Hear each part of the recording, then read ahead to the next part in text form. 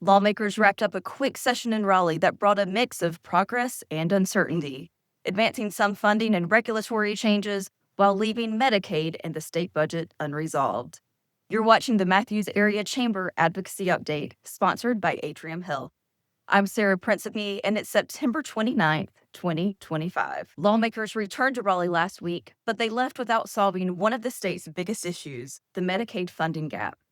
The House and Senate agreed that more money is needed, but couldn't compromise on whether to link it to a new children's hospital.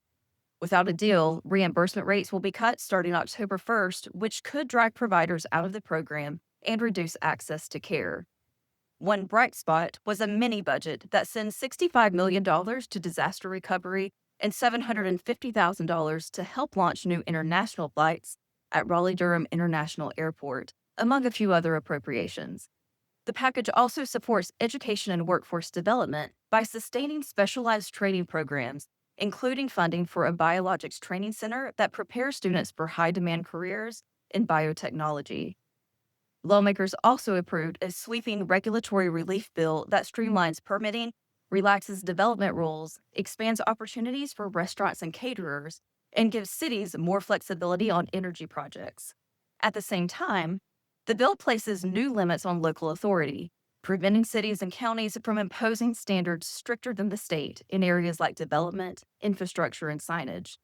Supporters say these changes reduce red tape and create predictability for businesses, but they also represent a shift in how much control local governments have over land use and community standards. Other notable bills move forward as well. Senate Bill 245 would allow more DMV services like license renewals and provisional licenses to be handled remotely. It passed the legislature and now awaits the governor's signature. House Bill 13, first filed at the start of session, would place limits on fees that merchants can charge customers who pay with credit or charge cards. The bill caps those charges at 2% of the transaction and requires clear disclosure at the point of sale or online, while also allowing discounts for cash payments. The measure passed the House Finance Committee last week and now heads to House Rules. The General Assembly is expected to reconvene on October 20th. Now at the federal level, a government shutdown is set to begin on October 1st unless Congress acts before midnight, September 30th. Negotiations are stalled, with Republicans pushing for a short-term funding bill and Democrats pressing for health care and spending priorities.